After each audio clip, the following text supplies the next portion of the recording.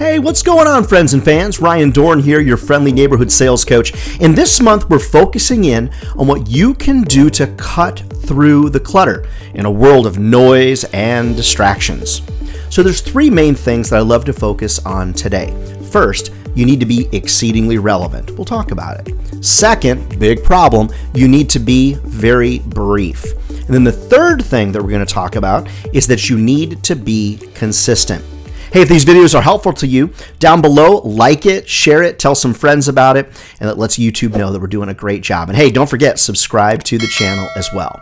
Okay, the first point that we want to talk about is being relevant. I think we all would agree that generic emails are not as effective as they once were because everybody out there is sending emails. So being exceedingly relevant is about beating stranger danger. So I've talked about it a lot when I speak at national conferences and things like that. Since birth, you've been taught not to engage with strangers. So why would the adult side of stranger danger be any different? It's actually not. So one of the fastest ways that I like to warm up clients is by liking and commenting on things that they post on LinkedIn or on social media. Now, I'm a huge fan of doing business communications on LinkedIn. And the reason is because when I like or comment on something that's placed on LinkedIn, guess what?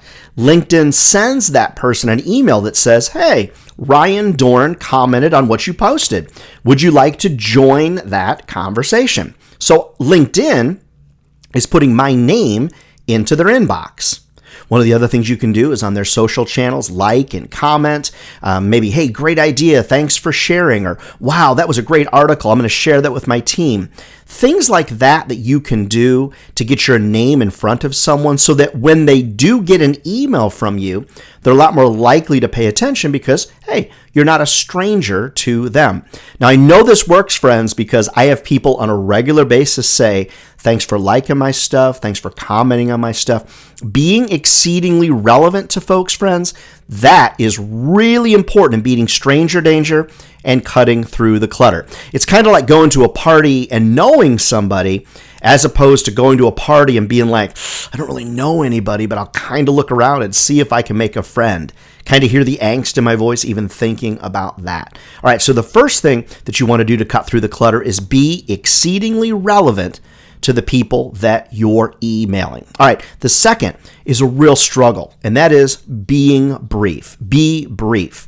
Now, there's a lot of problem with this because most salespeople want to follow an age-old philosophy, which is you only have one chance to make a first impression. Well, I think that your grandma or your mom or whoever, your auntie, was right when they told you that. But also remember, in the digital age, we probably are going to reach out to folks 5, 6, 8 times before we get a lot of traction with them. And that is okay. See, a lot of you give up after 3 or 4 attempts when we all know, well, not all of us, but I'm sharing with you today that on average, it's going to take 6 to 8 attempts to get through to somebody in the sales business. It really doesn't matter if you've got a special offer, if you're offering something for free. I mean, I've tried it all. What I want you to recognize is if you're relevant, which was our first point, and then you're really brief, people can absorb smaller bits of information faster. So for example, if the subject line was quick note for you, and the body of the email was, hi, Julie, I've been reaching out to you about this or about that. Love to connect for a brief chat. Maybe you mentioned 5 quick minutes or something like that. You may not get a response to that particular email, but putting in a point of relevancy, as we've talked about before, mentioning the names of other clients can help as well. But you'll follow Ryan's rule of 3 and 3, you're almost always going to get further faster.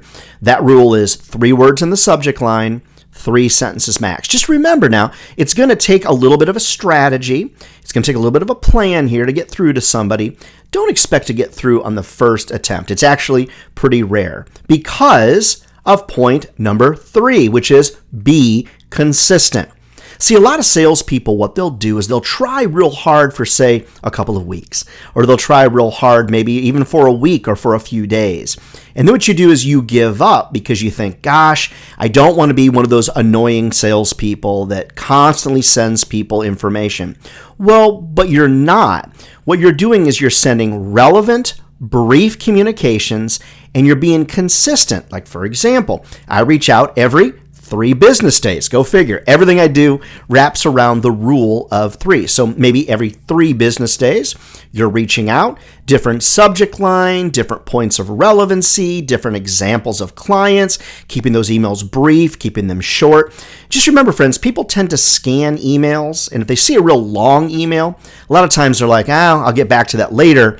Then it does the inbox drift. You don't want that.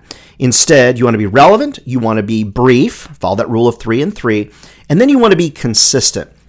I want my prospects and clients to know that if they don't respond, it's all right, I'm going to come back to them again. Now, after 10 or 15 attempts, clearly something is not right. Maybe you got the wrong person. Maybe the offer doesn't make sense. I mean, there's all kinds of different scenarios. Normally, though, after 4 or 5 outreaches, normally I'm going to get something like, hey, go jump in the river or email me information, something like that.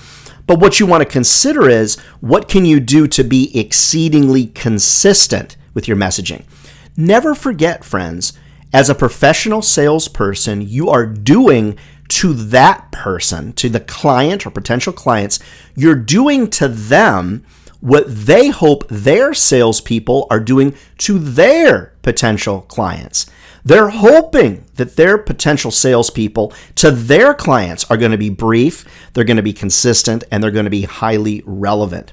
So friends, when you think about a world that we live in full of crazy distractions, I truly believe if you're relevant, if you're brief, and if you're consistent, and you do those 3 things, friends, you will get further faster than salespeople that are out there spraying and praying. You know them. They're spraying a bunch of emails, then they're praying to the heavens that they're going to get some type of response. You're better than that. We're better than that, and we can all grow if we pay attention to these little tips and tricks, the fine-tuning of your sales strategy. Now, do you have a sales strategy? That could be something, is it written out? Like, what are you going to do to try to cut through the clutter? Or are you just kind of winging it? Never forget, friends, I've said it 1,000 times, professionals practice and have a strategy. Amateurs, they wing it. If sales was easy, guess what? Everybody be doing it, and they're not. We're not crazy for being in the sales business. It's a great job. It'll feed your family for a lifetime. Hey, love to come to your office and motivate your sales team. Love to come and speak at your national conferences. Reach out to me over at ryandohrn.com. All right, get out there and sell something and make us all proud. We'll see you next week.